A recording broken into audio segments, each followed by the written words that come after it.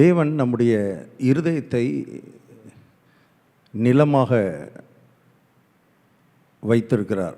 ஒரு நிலத்தை போல ஒரு ப்ரொடக்டிவ் லேண்டாக, நல்ல விளைச்சலுள்ள நிலமாக நம்முடைய இருதயத்தை கர்த்தர் உருவாக்கி வைத்திருக்கிறார். நம்முடைய வாழ்க்கைக்கு தேவையான எதுவானாலும் அந்த இருதயம் என்கிற நிலத்திலிருந்து நாம் பெற்றுக்கொள்ளலாம். ஆகவேதான் இருதயத்தை பாதுகாப்பது ரொம்ப முக்கியம் என்று வேதம் முழுவதும் போதிக்கிறது. எல்லா காவலோடும் உன் இருதயத்தை காத்துக்கொள், அதனிடத்தில் நின்று உன் வாழ்வுக்கு தேவையான எல்லாம், உன்னுடைய குடும்பத்துக்கு தேவையான எல்லாம், உன்னுடைய தனிப்பட்ட வாழ்க்கைக்கு தேவையான எல்லாம், உன்னுடைய தொழிலுக்கு தேவையான, வேலைக்கு தேவையான, ஞானத்துக்கு தேவையான, புத்திக்கு தேவையான அத்தனையும் அந்த இருதயத்திலிருந்து தான் விளைவிக்கப்பட போகிறது, அது விளையப் போகிறது. ஆகவே தேவனுடைய பிள்ளைகளுக்கு ரொம்ப ரொம்ப முக்கியமானது இருதயத்தை பாதுகாக்க வேண்டியது. இருதயம் என்கிற நிலத்தை பாதுகாக்க வேண்டும். இது ஒரு மாறாத கோட்பாடு. பாருங்கள், விதைப்பும் அறுப்பும் என்கிற பிரமாணத்திலே இது ரொம்ப ரொம்ப முக்கியம். நம்முடைய இருதயத்தை கர்த்தர் நிலமாக அவர் பாவிக்கிறார், நிலமாக கர்த்தர் உள்ளே வச்சிருக்கிறார். நீங்கள் அதை ஏற்றுக்கொள்கிறீங்களோ ஏற்றுக்கொள்ளலையோ, நீங்கள் அதை நம்புறீங்களோ நம்பலையோ, உங்கள் இருதயம் நிலமாக செயல்படுகிறது என்பதை நீங்கள் புரிந்து கொள்வது அது உங்களுக்கு நல்லது, அது உங்கள் எதிர்காலத்துக்கு நல்லது. அவை இருதயத்தை நிலமாக கர்த்தர் வைத்திருக்கிறபடினால் அந்த நிலத்திலிருந்து எதை வேண்டுமானாலும் நாம் விளைவிக்க முடியும், விளைச்சலை பெற்றுக்கொள்ள முடியும். இப்போ இந்த இருதயம், ரட்சிக்கப்பட்ட ஒரு மனிதனுடைய இருதயம், இயேசுவை ஏற்றுக்கொண்ட ஒரு நபருடைய இருதயம், அது நன்மையானவைகளை, ஆசீர்வாதமானவைகளை, தேவனுக்கு அடுத்தவைகளை, தெய்வீகமானவைகளை, ஆவிக்குரியவைகளை, அருமையானுடைய ஆத்மாவுக்குரிய நன்மைகள், சரீரத்துக்குரிய நன்மைகள், குடும்பத்துக்குரிய நன்மைகள், இப்படிப்பட்ட நன்மையான காரியங்களை விளைவிக்கிற நிலமாக இந்த இருதயத்தை கர்த்தர் அந்த கல்வாரி சிலுவையின் மூலமாக மாற்றிவிட்டார். அதுக்கு முன்னால் இந்த ஆதாமினுடைய அந்த பாவம் இருதயத்தை தரிசு நிலமாய் மாற்றிவிட்டது. எவ்வளோ முயற்சி பண்ணாலும் அந்த இருதயத்திலிருந்து பரிசுத்தம் விளைவிக்கப்படவே முடியாது. பாவ இருதயம் இந்த பரிசுத்தத்தை விளைவிக்க முடியாது. ஆகவே கர்த்தர் இயேசு அந்த பாவத்தை தன்மையில் ஏற்றுக்கொண்ட படியினாலே அதை நாம் விசுவாசிக்கும் பொழுது அவர் அந்த நிலத்தை, இருதயமாகிய நிலத்தை பண்படுத்தவில்லை. அந்த நிலத்தையே, பழைய நிலத்தையே பிடுங்கிட்டு ஒரு புதிய நிலத்தை உள்ளே வைத்து விட்டார். இப்போ இருதயம் ஒரு புதிய இருதயம். ஒருவன் கிறிஸ்துவுக்குள் இருந்தால் புது சிருஷ்டியாக இருக்கிறான் என்று வேதத்தில் எழுதப்பட்டிருக்கிறது. ஒரு புதிய இருதயத்தை, கல்லான இருதயத்தை எடுத்துவிட்டு சதையான இருதயத்தை கர்த்தர் உள்ளே வைத்து விட்டார். இப்போ ரட்சிக்கப்பட்ட தேவனுடைய பிள்ளைகளுக்கு வாய்ப்பு இருக்கிறது. ரட்சிக்கப்பட்ட தேவனுடைய பிள்ளைகள், இயேசு ஏற்றுக்கொண்ட தேவனுடைய பிள்ளைகள் எதை வேண்டுமானாலும் விளைவிக்க முடியும். அவருடைய வாழ்க்கையில் எந்த நன்மையையும் அவர்கள் விளைவிக்க முடியும், எந்த ஆசீர்வாதத்தையும் அவர்கள் விளைவித்துக் கொள்ள முடியும். அப்படிப்பட்ட ஒரு பெரிய அற்புதமான ஒரு பொசிஷனில் கர்த்தர் இயேசுவை ஏற்றுக்கொண்ட தேவனுடைய பிள்ளைகளை வைத்து விட்டார். இப்போது நிலத்தை, இருதயத்தை நிலமாக உள்ள வைத்து அந்த நிலத்தில் விதைக்கிறதுக்கான விதையையும் கர்த்தர் இந்த வார்த்தையின் வடிவத்திலே நமக்கு கொடுத்திருக்கிறார். இப்போது இருதயம் நல்ல நிலமாக இருக்கலாம், விளைவிக்கிற நிலமாக இருக்கலாம், பண்படுத்தப்பட்ட நிலமாக இருக்கலாம். ஆனால் அந்த நிலம் சும்மா இருக்கிற வரைக்கும் அந்த நிலத்திலேருந்து எதையுமே நம்ம எதிர்பார்க்க முடியாது. அந்த நிலத்திலேருந்து எந்த விளைச்சலையும் நம்ம பார்க்க முடியாது. இப்போ அது எவ்வளவு நல்ல நிலமாக இருந்தாலும் அந்த நிலத்திலே விதையானது விதைக்கப்பட வேண்டும். இதை கவனிக்கணும், தேவனுடைய பிள்ளைகள் இதை கவனிக்கணும். அநேக ஆவிக்குரியவர்களுக்கு இது தெரியவில்லை.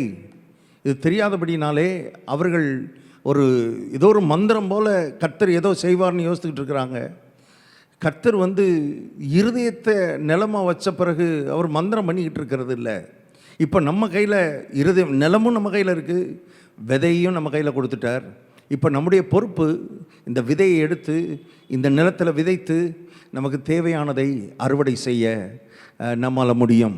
கர்த்தர் கிருபையாய், இரக்கமாய் இப்படிப்பட்ட காரியங்களை நமக்கு செய்திருக்கிறார். இப்போது நம்முடைய ஆசீர்வாதம் நம் கையில் இருக்கிறது. நம்முடைய எதிர்காலம் நம் கையில் இருக்கிறது. நம்முடைய முன்னேற்றம் நம் கையில் இருக்கிறது. உங்களுடைய பெருக்கம் உங்கள் கையில் இருக்கிறது. நீங்கள் அதை விதைச்சு அந்த நிலத்திலிருந்து அருமையானவர்களே விளைச்சலை அறுவடை செய்து இந்த கர்த்தருடைய நாமத்தை மகிமைப்படுத்தும்படியான ஒரு பெரிய ஒரு பொறுப்பை கர்த்தர் ஒவ்வொரு விசுவாசிக்கும், ஒவ்வொரு தேவனுடைய பிள்ளைக்கும் கையில் கொடுத்துட்டார். இது மாறாத பிரமாணம்.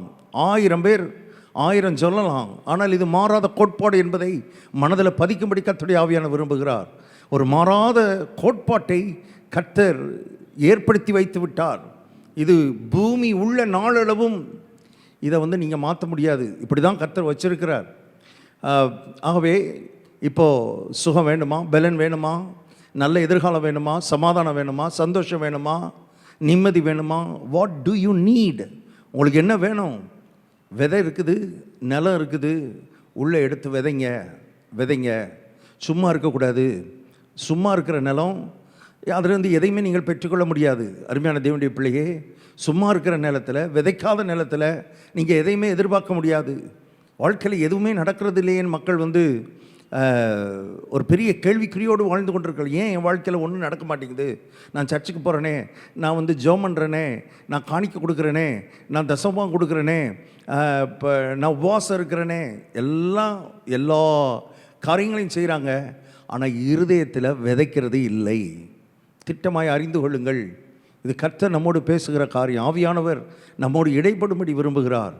விதைக்காமல் இருந்துக்கிட்டு, விதைக்கிறத தவிர மற்ற எல்லாத்தையும் நான் செஞ்சுக்கிட்டு இருக்கேன் பிரதர், ஒன்றுமே என் நிலத்தில் வரலைன்னா, விதைச்சிங்களா? விதையை விதைக்காமல் அதை இதை பண்ணேன்னு சொல்லிக்கிட்டு இருந்தா, அருமையானவர்களே, அது அறியாமை, அறிவீனம் என்பதை தெரிந்து கொள்ள வேண்டும். ஆகவே வசனமாகிய விதையை எடுத்து உங்கள் இருதயமாகிய நிலத்தில் விதைக்கணும். என்ன வேணுமோ, என்ன எதிர்பார்க்குறீங்களோ அதற்கேற்ற விதையை எடுத்து உங்கள் இருதயத்தில் நீங்கள் விதைத்து கொண்டே இருக்க வேண்டும். நீங்கள் தொடர்ந்து இந்த வசனமாகிய விதையை உங்கள் நிலத்தில் விதைக்க விதைக்க விதைக்க விதைக்க இந்த வசனத்துக்குள் இருக்கிற, இந்த விதைக்குள் இருக்கிற நன்மை, அருமையானவர்களே, ஆனந்தம், சந்தோஷம், சமாதானம், வெற்றி வாழ்வு, ஜெய வாழ்வு, இவைகளெல்லாம் ஆட்டோமேட்டிக்காக உங்கள் வாழ்க்கையில் அது விளைய ஆரம்பிக்கும், துளிர்விட ஆரம்பிக்கும். பல ஆண்டுகளாக நீங்கள் எதிர்பார்த்து கொண்டிருக்கிற இந்த விளைச்சலை உங்கள் வாழ்க்கையில் நிச்சயமாய் அறுப்பீர்கள். நிச்சயமாய். இதில் மாறாத பிரமாணம் என்பதை தெரிந்து கொள்ளுங்கள். அப்போ 1000 பேர் உங்களுக்கு விரோதமாக எழும்பலாம், 1000 காரியங்கள் நடக்கலாம், ஆனால் விளைச்சலை யாருமே தடுக்க முடியாது. உங்கள் நிலத்தின் விளைச்சலை யாருமே தடுக்க முடியாது.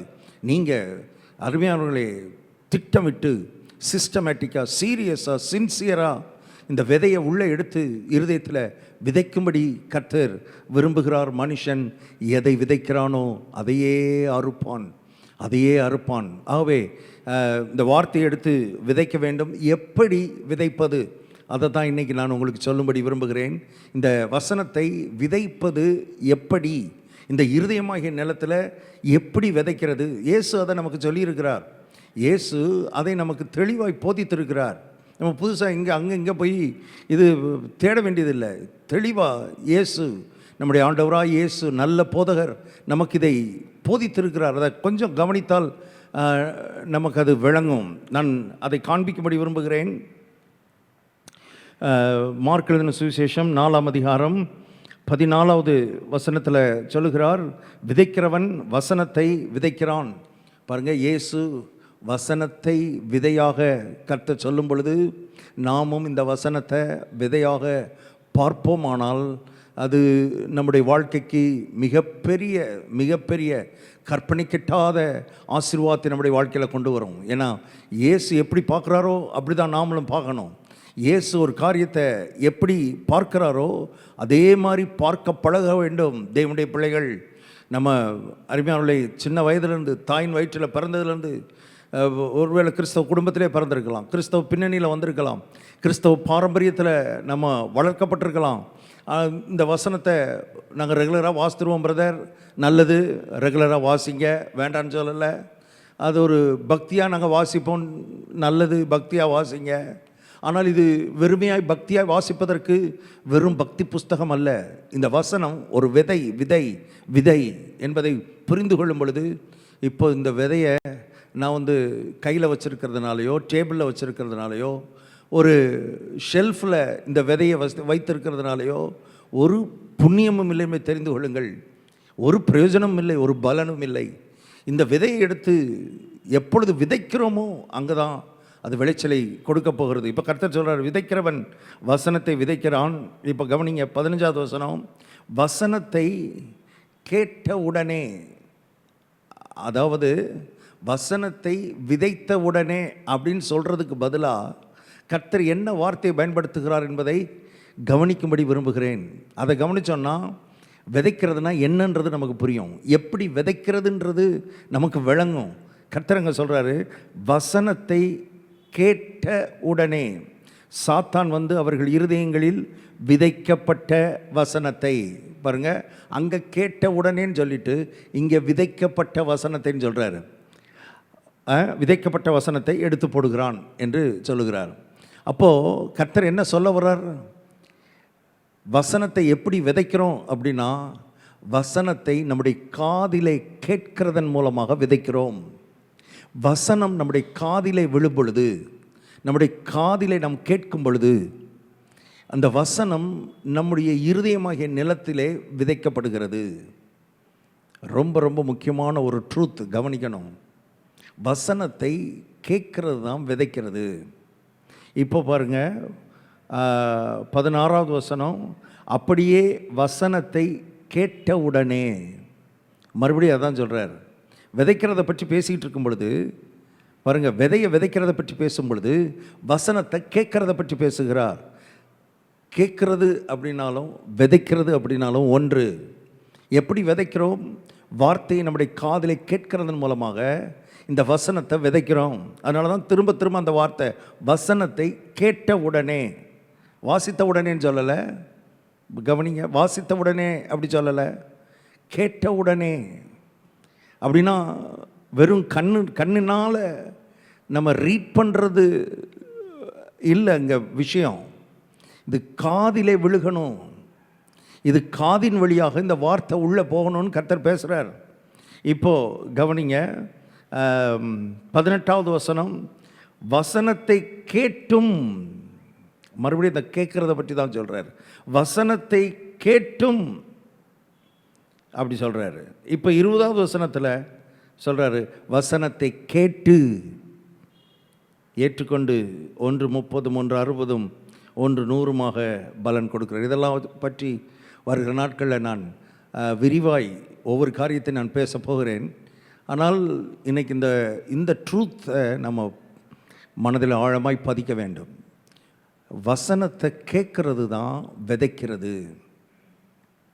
நம்ம காதின் வழியாக கர்த்தருடைய வார்த்தையை கேட்கும் பொழுது நம்முடைய காது அது ஒரு பெரிய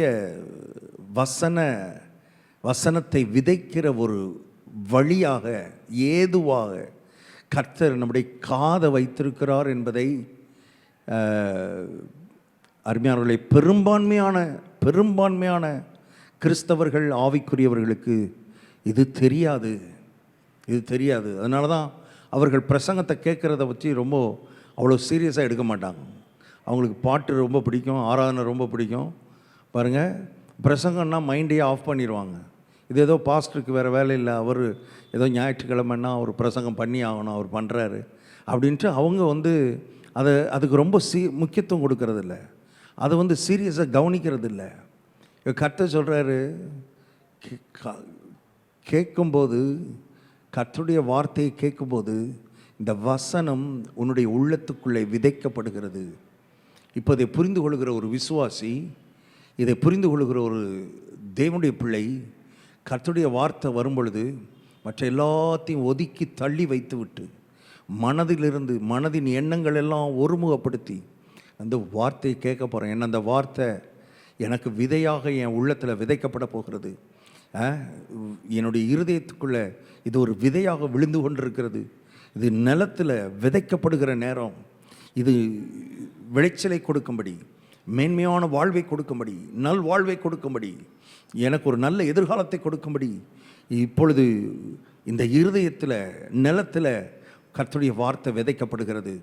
நான் இப்போ வந்து அதுக்கு எவ்வளவு முக்கியத்துவம் கொடுக்கணுமோ, எவ்வளவு சீரியஸாக அதை கவனிக்கணுமோ அவ்வளோ சீரியஸாக அதை கவனிக்க போகிறேன்னு சொல்லி ஒரு தேவனுடைய பிள்ளை, ஞானமுள்ள தேவனுடைய பிள்ளை அதை கவனிக்கிறார்கள், அதுக்கு முக்கியத்துவம் கொடுக்கிறார்கள். அதை ஏனோதானோன்னு கேட்குறதில்ல, கர்த்தருடைய வார்த்தையை ஏனோதானோன்னு கேட்குறதில்ல, கடமையாக கேட்குறதில்ல. பிரசங்கிக்கிறவர்களும் கடமையாக பிரசங்கிக்கக்கூடாது, கேட்கிறவர்களும் கடமைக்கு கேட்கக்கூடாது. பிரசங்கிக்கிறவர்களுக்கு ஒரு பெரிய ஒரு ஒரு ரெஸ்பான்சிபிலிட்டி, பொறுப்பை உணர்ந்து பிரசங்கிக்கணும். ஏன்னா இங்கேருந்து பேசுகிற வார்த்தை, நீங்கள் புல்பிட்லேருந்து பேசுகிற வார்த்தை அது வெறும் வார்த்தை அல்ல. முன்னால் உட்கார்ந்திருக்கிற விசுவாசிகளுடைய இருதயமாகிய நிலத்திலே விதைக்கப்படுகிற விதை என்பதை புரிந்து கொண்டு என்ன விளைச்சல் அங்கேருந்து வரணுமோ, அவருடைய உள்ளத்திலிருந்து அவருடைய வாழ்க்கையில் எப்படிப்பட்ட விளைச்சல் வரணும்னு எதிர்பார்க்குறீங்களோ அதற்கேற்ற விதைகளை இந்த வார்த்தையிலிருந்து எடுத்து, இந்த வேதத்திலிருந்து எடுத்து அவருடைய உள்ளத்திலே சிஸ்டமேட்டிக்காக அருமையானுடைய இருதயத்தில் அப்படியே தொடர்ந்து விதைக்க விதைக்க விதைக்க விதைக்க விதைக்க விதைக்க அதை உட்கார்ந்திருக்கிறவர்கள் கவனமாய் கேட்கும் பொழுது, நான் சொல்கிறேன், அது ஒரு நாளிலே ஒருவேளை உடனே இல்லைனாலும் சில மாதங்களில், சில வருடங்களில் மிகப்பெரிய விளைச்சலை அவருடைய வாழ்க்கையிலே, அவருடைய குடும்பத்திலே, அவருடைய தொழிலிலே, அவருடைய வேலையிலே, அவருடைய வருமானத்திலே, அவருடைய சரீரத்திலே ஒரு மிகப்பெரிய விளைச்சலை இந்த வார்த்தை கொடுக்கும். நான் சொல்லுகிறேன், இந்த உலகத்தில் இருக்கிற மற்ற விதைகளெல்லாம் கூட ஒருவேளை பொய்த்து போகலாம், ஆனால் இந்த கர்த்தருடைய வார்த்தை, இந்த கர்த்தருடைய வசனம் ஒரு நாளும் பொய்த்து போவதில்லை. இந்த கர்த்தருடைய வார்த்தை விதைக்கப்படுகிற இடத்துல விளைச்சலை கொடுக்காமல் வருவதே கிடையாது. ஏன்னா இது ராஜ்யத்தின் வசனம், இது தேவனுடைய விதை, இது தேவனே அனுப்பின விதை. அவர் ஒரு நாளும் சோடையான விதையை அனுப்ப மாட்டார். இந்த விதை, இந்த தேவனுடைய வார்த்தை எங்கே விதைக்கப்படுகிறதோ, யாருடைய இருதயத்தில் விதைக்கப்படுகிறதோ அவருடைய வாழ்க்கையில் கட்டாயம் விளைச்சல் உண்டு. கட்டாயம், நிச்சயமாக அந்த விளைச்சலை எதிர்பார்க்கலாம். ஆகவே கர்த்தருடைய வார்த்தையை கேட்கும் பொழுது, பிரசங்கத்தை கேட்கும் பொழுது, இது போன்ற போதனைகளை கேட்கும் பொழுது முழு கவனத்தை செலுத்தி காதை நல்லா திருப்பி, ஏன்னா காது ரொம்ப முக்கியம். நம்முடைய காதுக்கு மிகப்பெரிய பொறுப்பு இருக்கிறது என்று வேதம் ஆதியாமத்திலிருந்து வெளிப்படுத்தின விசேஷம் வரைக்கும் சொல்லுகிறது. முழு வேதாகமமும் காதுக்கு ரொம்ப முக்கியத்துவம் கொடுக்கிறது. உங்களுக்கு தெரியுமா, ஏவாளை விழ தள்ளுறதுக்கு பிசாசு, ஏவாளை பாவத்துக்குள்ளே தள்ளுவதற்கு, ஏவாளை தேவனை விட்டு பிரிப்பதற்கு, ஏவாளை தேவனுடைய ஆசீர்வாதத்திலிருந்து, ஏதேனின் ஆசீர்வாதத்திலிருந்து ஏவாளை பிரிப்பதற்கு பிசாசு அவன் பயன்படுத்தின ஆயுதம் என்னன்னா, அவன் வாயிலிருந்து வருகிற வார்த்தை. அந்த வார்த்தையை ஏவாள் கேட்கும்படி செய்தான். ஃபர்ஸ்ட் ரூட், அவன் பேசினான், சர்ப்பம் பேசினது, பிசாசு பேசினான். ஆதியாகமம் 3ஆம் அதிகாரம் 1வது வசனம். அவன் கனியை சாப்பிடக்கூடாதுன்னு சொன்ன கனியை பிடுங்கி ஏவாள் வாயில் வச்சு திணிக்கலை, அப்படி பாவம் செய்ய வைக்கலை. கவனிக்கும்படி விரும்புகிறேன், அப்படிலாம் செய்ய வைக்கலை. அவன் வெறுமனே பேசினான், வெறுமனே பேசினான். அவன் பேசினதை ஏவாள் கேட்டாள். அங்கே தான் ஆரம்பித்தது அவளுடைய விழுகை, அங்கே தான் ஆரம்பித்தது. எதை கேட்கிறோம் என்பது ரொம்ப ரொம்ப முக்கியம் என்று கர்த்தருடைய ஆவியானவர் சொல்லுகிறார். இந்த வார்த்தையை கேட்கும் பொழுது அருமையானவர்களே, தெய்வீக காரியங்கள், தேவனுடைய நன்மைகள், தேவனுடைய ஆசீர்வாதங்கள், அருமையான தேவன் உங்களுக்கென்று வைத்திருக்கிற, உங்கள் வாழ்வுக்கென்று வைத்திருக்கிற உன்னதமான காரியங்கள் உங்களுக்குள்ளே விதைக்கப்படுகிறது. இந்த வார்த்தையை விட்டுட்டு அருமையான கண்ட குப்பைகளையும் உலகத்தையும் உங்கள் காதுக்குள்ளே விட்டீங்கன்னா, காதில் கேட்டிங்கன்னா, நீங்கள் அதுக்கேற்ற விளைச்சல் தான் உங்கள் வாழ்க்கையில் வரும். இப்போ கர்த்தரை பழி சொல்லக்கூடாது. ஏன் கர்த்தர் எனக்கு செய்ய மாட்டேங்கிறார், ஏன் கர்த்தர் என்னை இப்படி நடத்துகிறார், ஏன் கர்த்தர் என்னை இப்படி நடத்துகிறார். கர்த்தர் நடத்தலை, ஏவாளை கர்த்தர் நடத்தலை. ஏவாளை கர்த்தர் நடத்தவில்லை என்பதை தெரிந்து கொள்ளுங்கள். கவனமாக இருக்கணும். ஏதேன் தோட்டத்துக்குள் இருந்த ஏவாளையே இந்த காதை வச்சு வஞ்சித்து விட்டான். காதின் வழியாக உள்ளே சென்று ஏவாளை வஞ்சித்து விட்டான். ஆகவே இன்றைக்கு நம்ம இந்த பூமியிலே உலகத்தின் அதிபதி, இந்த பூமியின் அதிபதி பிசாசின் உலகத்தில் வாழ்ந்து கொண்டிருக்கிறோம். இப்போ எவ்வளோ கேர்ஃபுல்லாக நம்முடைய காதுக்கு கவனம் செலுத்தணும் பாருங்கள். என்ன கேட்கிறோம் என்கிறதுல மிகுந்த எச்சரிப்பாயிருங்கள். இப்போ சொல்கிறேன், நீங்கள் எதை கேட்டாலும் அது விதையாக உங்கள் உள்ளத்தில் விதைக்கப்படுகிறது. வரும் வசனம் அல்ல, வசனம் மட்டுமல்ல. வசனம் ஒரு விதைன்னா மற்ற எந்த வார்த்தையும் விதையாகத்தான் இருக்கிறது.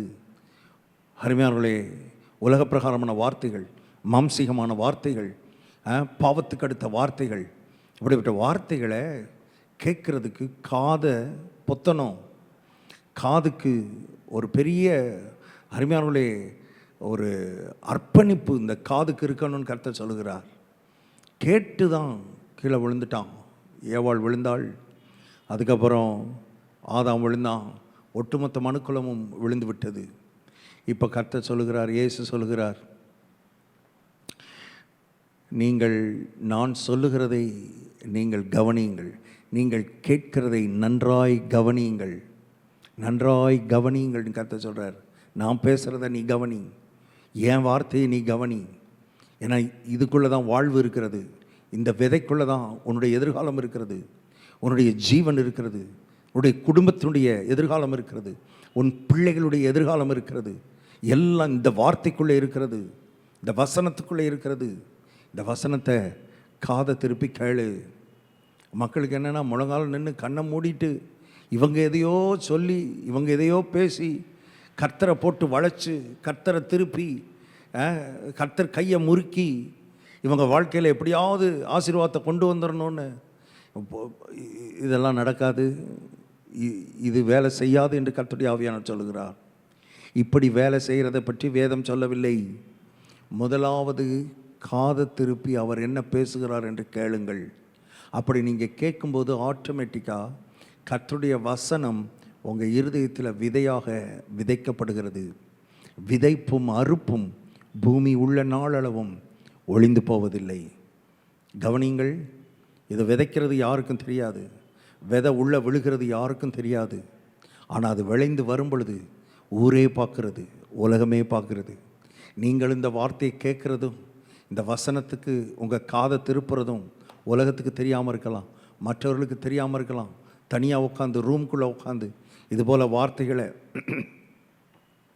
நீங்கள் உட்காந்து கேட்கும் பொழுது இது யாருக்கும் தெரியாமல் இருக்கலாம். அருமையானவர்களே, ஆனால் கேட்க கேட்க கேட்க இந்த காதுக்குள்ளே வார்த்தை உள்ளே போக போக போக போக ஒரு நாள் விளைச்சல் உங்கள் குடும்பம் பார்க்கும் பொழுது, உங்கள் வாழ்க்கை பார்க்கும் பொழுது அது ஊருக்கே தெரியும், உலகத்துக்கே தெரியும். அருமையானவர்களே, தேவனுடைய நாமம் மகிமைப்படும். நீங்கள் சொல்லலாம், கர்த்தருடைய வார்த்தை என் வாழ்க்கையில் கிரியை செய்தது, கர்த்தர் கிரியை செய்தார். ஏன்னா கர்த்தரும் வார்த்தையும் ஒன்று. கர்த்தரையும் வார்த்தையும் பிரிக்க முடியாது. ஆதியிலே வார்த்தை இருந்தது, அந்த வார்த்தை தேவனிடத்தில் இருந்தது, அந்த வார்த்தை தேவனாக இருந்தது, அந்த வார்த்தை தேவனாக இருந்தது. தேவனும் வார்த்தையும் ஒன்று. ஆகவே வார்த்தை உள்ளே வரும் பொழுது தேவனே உள்ளே வருகிறார், தேவனே உள்ளே வருகிறார். தேவன் உள்ளே வந்து கிரியை செய்ய ஆரம்பிக்கிறார், இருதயத்துக்குள்ளே கிரியை செய்ய ஆரம்பிக்கிறார். வார்த்தையை கேளுங்கள், காதை திருப்பி நல்லா இணங்கி கேளுங்கள். அந்த வார்த்தைக்குள்ளே கர்த்தர் அற்புதத்தை வைத்திருக்கிறார். இது ஒரு மாறாத பிரமாணம், மாறாத கோட்பாடு, தேவன் வைத்த கோட்பாடு. தேவன் ஒரு காரியத்தை வைத்திருப்பார்னா அதான் சரியாக இருக்க முடியும். தேவன் வைத்திருப்பார்னா அதான் கரெக்டு. எந்த மனிதனும் பொய்யன், தேவன் ஒருவரே சத்தியபரர் என்று வேதம் சொல்கிறது. மற்ற யாரும் எதை வேணாலும் சொல்லலாம், 1000 பேர் 1000 சொல்லலாம். ஆனால் தேவன் என்ன சொல்கிறாரோ அதான் ஃபைனல். தேவன் சொல்கிறார், உன்னுடைய இருதயம் நிலம், என்னுடைய வார்த்தை விதை. எப்போ இந்த வார்த்தையை விதைக்க வேண்டியது உன்னுடைய பொறுப்பு. எப்படி விதைக்கப் போகிறாய்? உன் காதை இந்த வார்த்தைக்கு நேராக திருப்பு. உன்னுடைய காது ஒரு அர்ப்பணிக்கப்பட்ட காதாக, பரிசுத்தமான காதாக, தேவனுடைய வார்த்தைக்கு திறந்திருக்கிற காதாக, தேவனுடைய வார்த்தையை எப்பொழுதும் கேட்கறதுக்கு ஆயத்தமான காதாக, இருதயமாக, மனதாக இருக்கட்டும். ஜெபிப்போம். நல்ல பிதாவே, நாங்களுமே நன்றியோடு துதிக்கிறோம். உம்முடைய வார்த்தைகளுக்காய் நாங்களுமே ஸ்தோத்தரிக்கிறோம். எங்கள் இருதயத்தை நன்மையானவைகளை விளைவிக்கிற நன்மையான காரியங்களை, ஆசீர்வாதமானவைகளை, மேன்மையானவைகளை விளைவிக்கிற ஒரு நிலமாக எங்கள் இருதயத்தை நீர் வைத்திருக்கிறீரே, அதற்காக நாங்கள் உம்மை துதிக்கிறோம். இந்த வெளிப்பாடு, இந்த வார்த்தை கேட்கிற அத்தனை பேருக்குள்ளும் உண்டாயிருப்பதாக. இருதயம் நிலமாக,